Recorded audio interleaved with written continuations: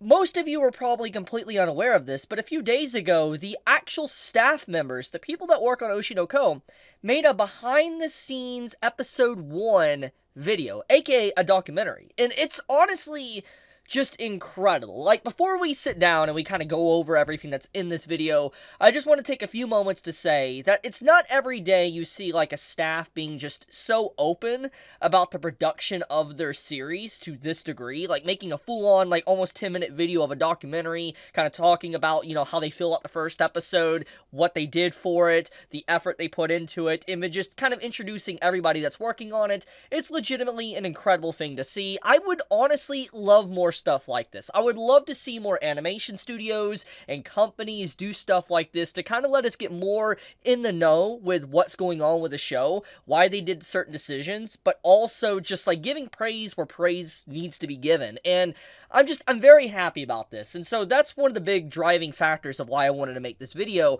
was to just shout out the sheer passion and love that the staff is giving to Oshinoko, and it really just needs to be praised. So let's start. So basically, I'm going to start from the beginning and, you know, let's just talk about it. So this is right here, as you can see on screen, Takuya, which is the producer of Oshinoko. These are staff members, so to speak, and the subtitles are on the bottom here. So yeah, you can see kind of what they're saying. So let's play the video.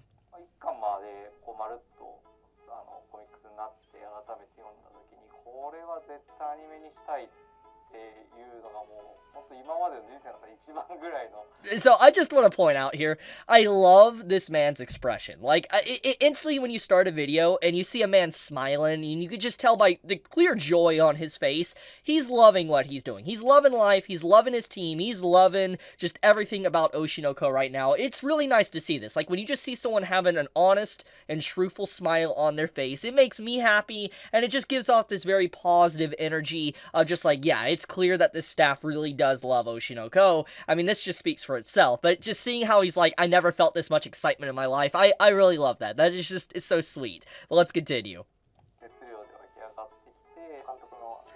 So this is the producer.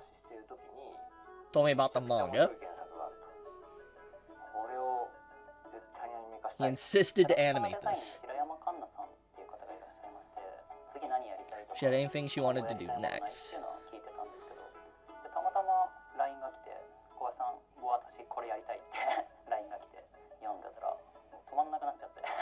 Oh my, so that right there, I'm gonna go back real quick. I started reading and couldn't stop flipping through the pages. Honestly, same. Like, legit, that was the same. When I first encountered Oshinoko, like, years ago, like, when it only had, like, 14 to 15 chapters out at the time, I remember just diving headfirst into it, because I was just like, man, I started reading it, I couldn't drop it. I just kept reading it back to back, and it's just, I absolutely loved it, because I caught up in just one sitting, and I could honestly feel this energy, and I think anyone that has, like, read the manga of Oshinoko can probably agree that when you actually do start it and it kind of puts its teeth in you, you're like, you can't stop. You want to catch up. And I know a few people already that, you know, technically were completely anime only and then decided to read the manga and they haven't stopped reading it. They're trying to catch up right now. It's just, I feel like this overall expression from an individual staff member that's working on Oshinoko, it's very true. I think this really rings very true for a lot of people. But also, once again, I want to shout out the fact that obviously the staff members are clearly reading the original source, which shows that they are trying to honor the original work, which I think really shows in just how the first, second, third, and fourth episode has been, and I'm willing to bet you it's going to continue on until the series actually comes to a close. I love seeing this. It once again shows the effort being put behind the project, that they're actually taking the time out of their day to actually just read the source material and see kind of how they can adapt this into, you know, anime and movement. I love it. So let's continue.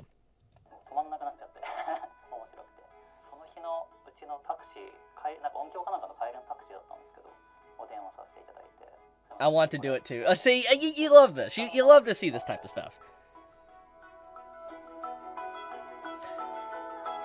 So as you can see here, this right here is like the pre-production slash scenario slash character design. Literally right here, behind the scenes of episode 1 of Oshinoko. Just absolutely incredible stuff. I keep saying it, but I love the energy that is coming from this staff right now when it comes to making stuff like this.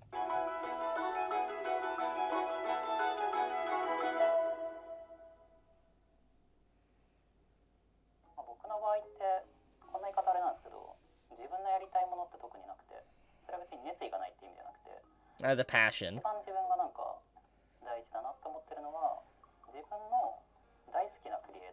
Creators I admire want to do.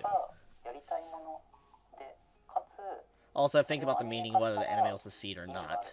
You know, that's an interesting take. So, the meaning of the series and, you know, can the anime succeed? And this is kind of a subject I talked about in my videos, actually. When I was doing my first impressions of the anime and the following videos, I talked about Oshinoko. When you think about the overall premise of what it is, like what the story is about, what it's trying to do, it's saying a message about, let's say, the idol industry to the entirety of the entertainment industry and multi-layers of different things to anime production as well. It tells a very meaningful story. And as I talked about, when it comes to the manga, it was always a given that if it was given proper love and attention, that if it was brought to an anime format, it would legitimately be incredible, if done right, because it has everything it has to succeed. I mean, it can tell a multi-layer story with multiple different themes and all that, because of just being brought to life in an anime format. It just had everything behind it to really succeed. It needed passionate staff to really work on it. And seeing a member say something like this, having a little bit of doubt or wondering if it could, and talking about it, does show the commitment that he wants it done right. And I think that is very telling. As much as people might want to see this as maybe a negative look at it, it's good that he's thinking this because he does want it to, you know, to succeed, and he doesn't want it to fail. I think this is very important.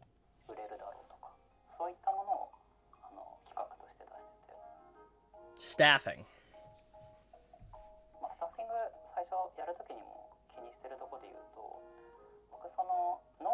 I look at their abilities. I mean, that's important. Their talent, etc. Oh, okay. That is very okay. So this right here, I think, is very important, and this really just goes to show the level of this staff, of how far they will go, because once again, he does mention that he looks for their ability. For instance, like really well-known individuals within the anime industry, you know, well-known talent, etc. And he does say he looks at their abilities. But he says what's more important here, he says it himself, is their passion. And I think that is very true. And I think there's a few examples I can mention that kind of explains this very well. One example that comes to mind is, let's say, modding. For instance, people that mod stuff for video games, or creates mods, so to speak. A good example is Inferno Plus, you know, the one that makes Cursed Halo. When you think about just how many hundreds of hours he put into making Cursed Halo, the level of commitment and passion is insane. And the thing is that modders are technically some of the biggest fans for games. They spend countless hours, unpaid hours, working on some of their favorite games to make things for people to enjoy, bring things to life, so to speak. Modders are literally the biggest fans. It's because they have so much passion for what they're working on and for what they're doing because they love it so much. And the same can be said about animators, is that, yes, you know, they could get a bunch of talented staff members and stuff that are very well known in the industry, but it doesn't necessarily mean that they're going to be the best of the best or the best decision for that certain project, because at the end of the day, personally, I would prefer passion over anything else, because the people that are passionate about said project, or passionate about animating, or passionate about Oshinoko, or whatever series, are the people that's going to go the extra mile. They're going to go the extra mile to make certain key scenes that really ring with the fan base shine so much more. And I think that is very important. And just seeing that alone mentioned here definitely shows the level of commitment. What I've been saying since the very beginning, that, you know, there's a lot of passion within this staff. And I'm very happy to see the staff members actually mentioning this and talking about what's most important is the passion. It's not necessarily just the abilities or talent, it is passion. Very important. I love this. I love basically having my thoughts kind of confirmed here by the very staff members.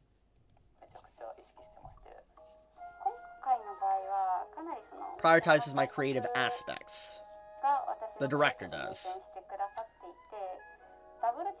And his double checks have become less. Okay, so that is really good. So let's explain this a little bit. Now, I'm not going to say I'm knowledgeable of everything within the anime industry and all that. I'm not going to say I am. But this basically means that the director is not having to check over the assistant director's continuous works, because, like, they're always helping with animation, doing in-between frames or whatever, overlooking projects, etc. And the fact of the matter is that for, you know, the director not having to double check on her work continuously, shows that there is some cohesion between the group, that they're not butting heads, they're not, you know, wondering if someone is doing their job right. Everything is flowing like a musical, so to speak. It's properly flowing, and there is no headbutting continuously with the directors, the assistant director, etc. They're working as an actual team. And the fact that she says it herself, that the double checks became less and less, does mean a lot. It means that there is underlying no issues, at least with the team working together. They are able to work as a proper group. That is something I love to see. This is the insight that I'm happy to see when I watch stuff like this. This is great. Checking and fixing the storyboard will be the director's job. He is mainly in charge of parts which only he can decide. I, on the other hand, look over the color, motion 2D, and etc. See, okay, that's very important. So once again, the fact that the director isn't having to kind of go over all the stuff she's doing saves a lot of time for production. Because you gotta imagine this, okay? As someone that's trying to put out these episodes for, like, anime and all that, someone having to go back and double-check all of this as well on top of his normal duties would be very difficult. That would waste a lot of time, and having to correct things, etc. It shows that the director has trust in his fellow workers, and that, you know, he's willing to bet that they're going to get it done on time and right, and that he's not going to have to worry about it, because this would be such a, you know, a huge hassle if the director had to continuously look over this, because it would just waste so much time in the process. Also, I like this. I like getting to see the little, like, in-betweens here and all that. Like, look at that. That's so cool. But okay, let's continue. Using Photoshop, it seems. It looks like Photoshop. I can't really tell. Anime is made not only from drawings, but it uses a mixture of tools to make one scene. I am in charge of those points, and I go into meetings on behalf of the director. And oh, wow! Okay, so that's pretty big. So this assistant director is actually going in for the director's behalf. Wow. Wow, she has a very important role in this group right now. They're once again showing the level of trust in the assistant director to even do stuff like that.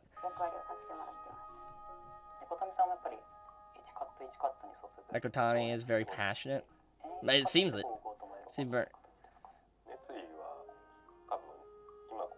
Oh, that's so sweet. That is sweet. Highlighting that. Oh, that is literally so sweet seeing them say she probably has the most passion. I mean, I could clearly tell by just her overall interaction so far in the video. It's very apparent. This is a director, okay. Something she can't do. I thought she could overcome it with her enthusiasm. Aww. Yeah, he has a lot of trust in her. Scenario. The story and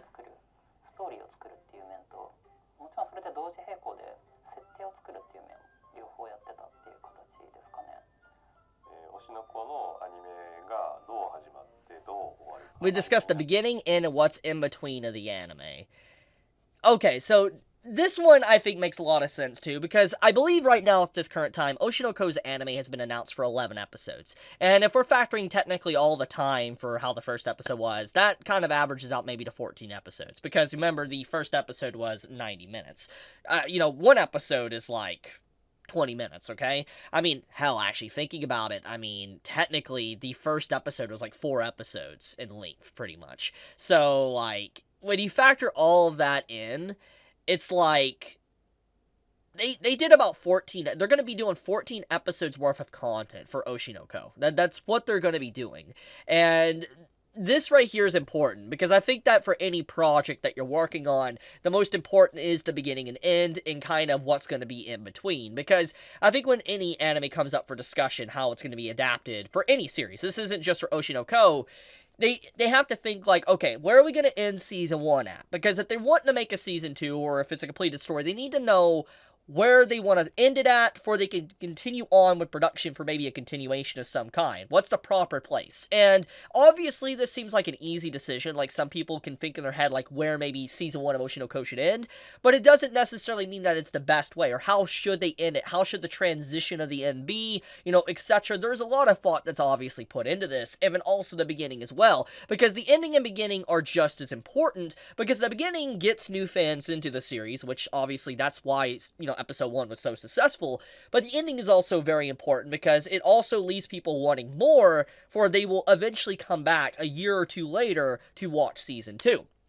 So this basically is a very important little discussion showcasing what they actually needed to accomplish while working on the series.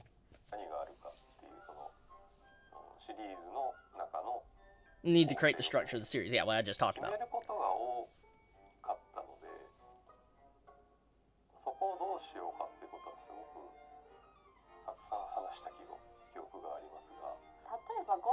Oh, wow. Okay, so look at this. Okay, so this is like character designs and all that.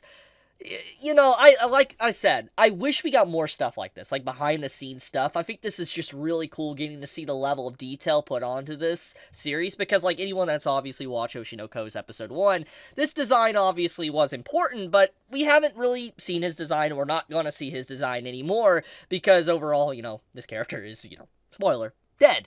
So the fact of the matter is that, like, just seeing the level of detail they put on one character that, technically isn't going to be around anymore is interesting. I love this stuff. I love seeing behind the scenes.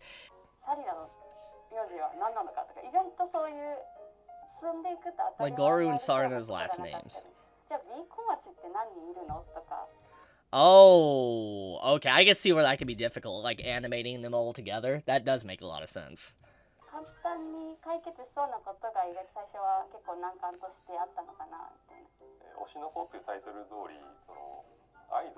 This anime is about idols.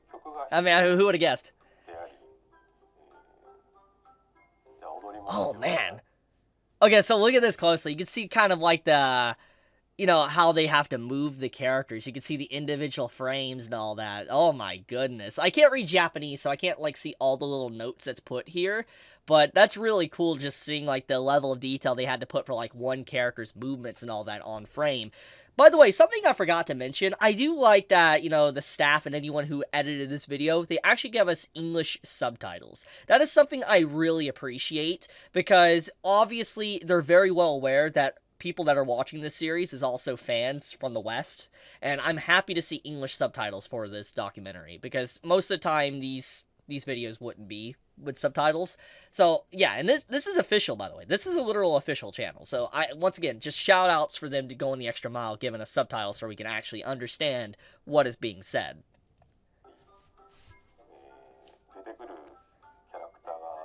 Yeah, so you can see the movement right here. The action, that's crazy. The number of characters involved in the foreshadowing of the story. Oh, you see, I personally, as someone that has read the manga, I did see some of the foreshadowing, and I think they did a very good job of disguising it for, people that are anime only, but also keeping it there for manga readers to be like, I see what you did there. Things that technically weren't in, let's say, the manga, they added a little bit of detail here and there. I really like that, and it's good to see that, they agree that, yes, they are trying to add foreshadowing into the story.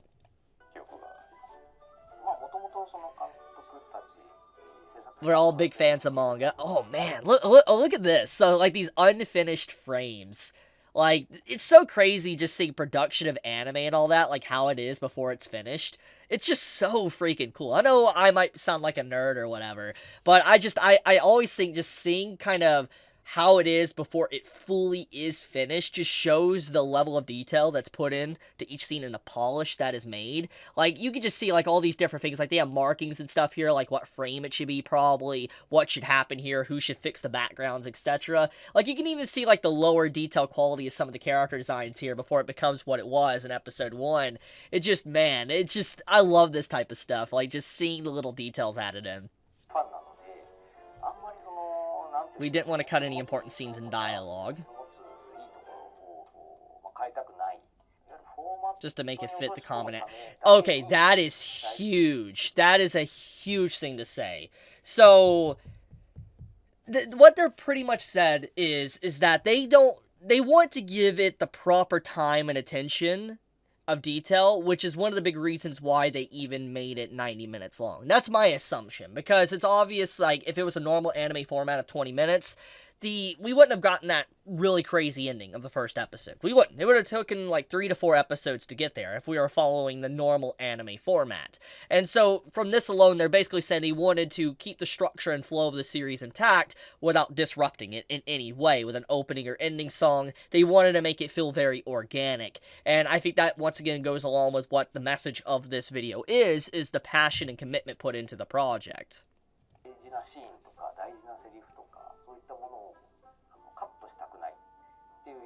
That was one of the main topics of the scenario. I would assume that would be one of the most important ones, especially since they were looking for passion. We didn't want to chop Volume 1 into multiple episodes. You'll love to see it. That's exactly what I said. We agreed on making it one long episode. A special episode playing in theaters. I think Oshinoko's episode 1 did play in theaters early in Japan. I believe it did. Correct me if I'm wrong, but I believe it did for like a few weeks prior. And I think that was very smart, because it's like, when you think about how the first episode was, it did feel like a movie. It did. I think anyone that legitimately could think about it for a second, take a moment, it did feel like a very good movie. Like, if you were to say that was a part 1 of a movie and you would have to wait for a part 2 or something a year or so later, I think we would all say, yeah, it felt like that. It did feel like a really interesting movie. So I do agree their overall take on it to make a special episode and also make it feel like a movie was the way to go. Especially looking at the overall popularity boost that Oshinoko got thanks to the first episode. Character design, background art. So it already had rough designs on Ai, Aqua, and Ruby in the first place. Well,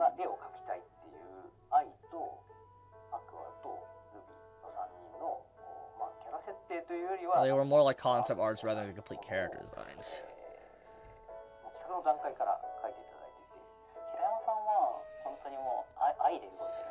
Hirayama's motivation is love for the series. Oh, wow. It's crazy just seeing the attention to eye detail here. Like, okay, just take a moment to look at this. You see all the eyes they have on the top there? It shows, like, literally, that is one of their most, like, signature points of this series that they really want to make sure is right. Like, you see all these different expressions and angles of, like, you know, Aqua here, but like you could see just the detail of the eyes is really immense. Like, they really want you to focus on it. Like, you see the way that they're drawn in each frame of the face and all that. That's what they want you to focus on. I just think that's so cool, just seeing that even in the low-level production, like when it's early stages, like the concept art for these characters, the eyes were just front and center in one of the most important aspects of the anime production. You can feel it just from talking to her, and her passion for each scene is just amazing. Aww. Thought the result to reproduce the manga completely. Wait, is he hinting that he wants a season 2? Is that what I'm getting here? Yeah, my man wants to continue a season 2? I would love that. Please do so. Anime is hand-drawn, I understand that. Detail, complex designs will be asking a lot from the animators. That is true. But I knew it was going to be good, so I decided to proceed. Okay, so I'm assuming what he means is because of how detailed the characters' designs are, or at least the eyes in general, are so hard, and it's an anime and the movement would be difficult with it. And most of the time, you know, animators would try to simplify it. I mean, Kaiju number 8 is a good example of this. I've made a video separately, and I've showed the character designs before. They've simplified the designs to make it work in anime format. He's pretty much saying as much as it would be easier and cut corners to just dumb down the eye designs, he did not want to do that. And once again, even though this puts a little bit more pressure on the animators and the staff members, once again, we got to go along with the lines of what he said at the beginning. He wasn't looking just for talented people, he was looking for passionate individuals. So people that would be passionate about Oshinoko and what they're doing to be able to go to this level of commitment to make their, you know, the designs actually possible and feasible in an anime format. So it's all kind of, once again, showing the cohesion of the group working together.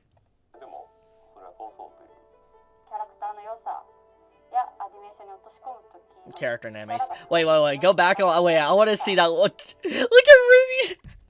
Look at Ruby's face. I love the little crying. That's so cute. Look at that. That's so cute. Oh, and then you got the scary face on the bottom right. Oh, that's adorable, though. Her strength is the technique to express the beauties of the characters in anime. In anime, actually defer the amounts of lines and stuff. Yes, it is very true. There's a lot of different, like, design differences.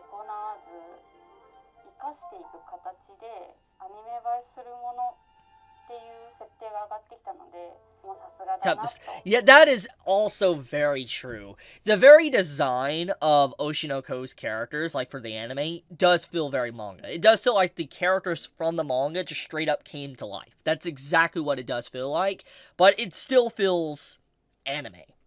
It's a weird way to kind of put it. It's very hard to explain. It's just this feeling you see. Like, if you watch a lot of anime, you could pick up on this. Like, you could definitely see, like, if you watch enough anime, you can say, yeah, this is anime. This is exactly what an anime is, the designs, the movement, etc.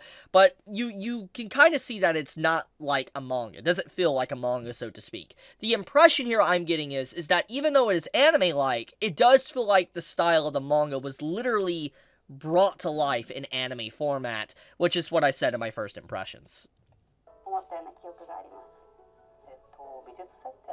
When making art saying we need to recreate the backgrounds. See, that is also a very important part. I actually made a video discussing the backgrounds as well a while back, like for the whole eye death scene, and how, like, the backgrounds were added on to. Because when you go and read Oshinoko's manga, you can read the first 10 chapters and see for yourself, there's a lot of details that were put into the background art for the first episode that's just not even there for the manga. And once again, this is not putting down the manga in any way. It just, once again, when you make an anime, there is differences. Backgrounds have to be there. You can't have like a blank canvas in the background and just focus on the characters. There needs to be some form of art in the background of said moments.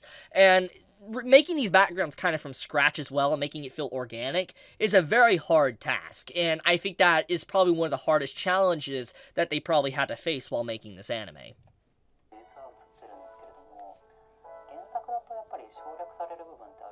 Minimum, yeah. The 3 different 3D backgrounds just for eyes. Oh my goodness. I mean, to be fair, there was new backgrounds for Ai. The first being when she started her idol career, the second being when she started to get popular. Like, look at the background here. Like, just take a moment. Oh my goodness. So, this is 3D background. Like, was this fully CGI background? Is that what I'm getting from this? Or are they just saying they made it 3D as concept art to kind of make us feel like, okay, how is this going to be animated? Because regardless, holy crap, like, the level of detail, this goes along with what I just talked about, that, you know, Oshinoko, the backgrounds in the manga, there really wasn't many. So this just shows, like, add these little details, I cannot imagine the hours put into that. Yeah, like the different angles here. They're mostly muted colors. Yeah, you can see, yeah, so like what he said, you can see the colors are muted, but they still stand out. It makes the character still pop. And once again, this goes along with what I said, is that Oshinoko in the manga, the characters are front and center, and usually there's like a black canvas or very low detail in the back. And this is basically in a similar way. What they're saying here is that the characters are still front and center. They have most of the focus. The colors are very vibrant and beautiful, but the backgrounds, like you said, is very muted, but they're still there, and you can see the detail in the background, but it's mostly focused on the characters. So they somehow managed to make that same vibe from the manga incorporated into the anime, even though there is obviously some differences between the two. We put props so these colors stand out. Yeah, so this right here, this scene right here, I want to actually show you guys. So, I talked about this briefly as well, and this background wasn't actually there. In the manga, it was not at all. This whole little detail of, like, Aqua and Ruby, happy birthday, and all that, this little stuff here was just not in the manga. It was more zoomed in and close up on Ai's face, and the fact that they did this, once again, shows the level of commitment and effort to kind of build the environment and the immersion of Oshinoko's anime.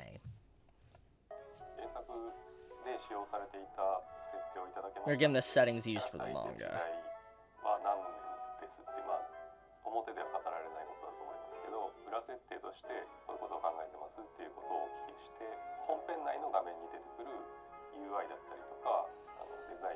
UI and designs. Oh! I didn't think about that. Oh, you gotta imagine this. Like, that's such a minor detail, but very important as well. Because you gotta imagine, like, this was set in the past. I don't know exactly what time or year Oshinoko actually takes place. But I do know for a fact that, like, there was a huge time skip in, Oshinoko. And you gotta imagine, because of that, the technology would advance or be not as advanced depending on the time period. And so getting the phones correct and the proper UI layout, depending if it's like an Android or an iPhone, whatever, would be very important, especially the apps used, etc. So the level of detail here is actually insane. I didn't even think about that, but like, some phones have different ports on them, etc. What would, let's say, Aqua and Ruby actually use as phones with their upbringing? Just very big. I think that is insane level of detail. I did not even think about that. Image board. Behind the scenes. Cheat sheets. Okay, that's pretty cool. Oh, look at animation.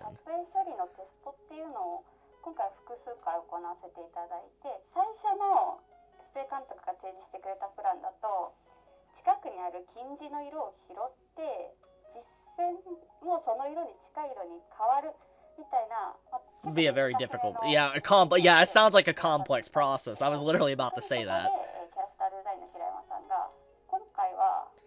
But then it says she wanted to make the outline black to make it stand out and the lines are easily visible.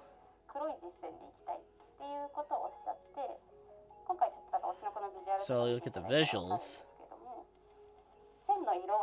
They're all in dark color, which makes it stand out. Oh, I see. Okay, yeah. So they put more defined detail around the edges of the character lines and all that to make everything else pop. Okay, I see what they're talking about.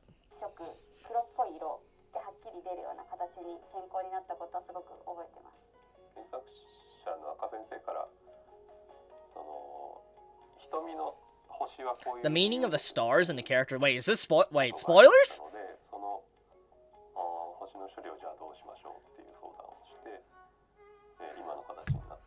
Man, look at the level of detail. The level of detail in the eyes is insane. Like, that is... Holy crap, dude. How to express the airiness of the scenes. I make anime as if it's a live-action drama. So he's the perfect... He was the perfect director then, because, like, when you think about what Oshinoko is, it literally is about that. Like, camera position, lens, how it will blur, etc. It's kind of an insight into the entertainment industry. A really good casting, honestly, for the director. Like, the director being here, I think this was one of the best choices, just from that line alone, is very important.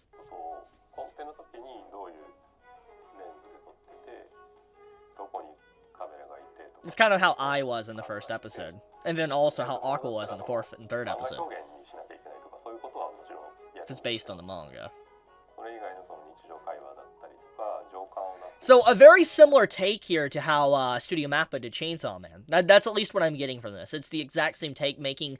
Like, because if you remember, Chainsaw Man, the director wanted to make it more realistic. That's what he wanted to do. He got flack from it from Japanese fans, but he wanted to make Chainsaw Man more realistic. And this is basically kind of a similar take, that, this individual, he wants to keep true to the manga, but he also wants to make it realistic for parts that, are not as, like, mainly very important on the manga aspect, so to speak. It's very hard to explain, but I do respect this. So he has a very similar mentality. And emotional scenes. Oh, is that it?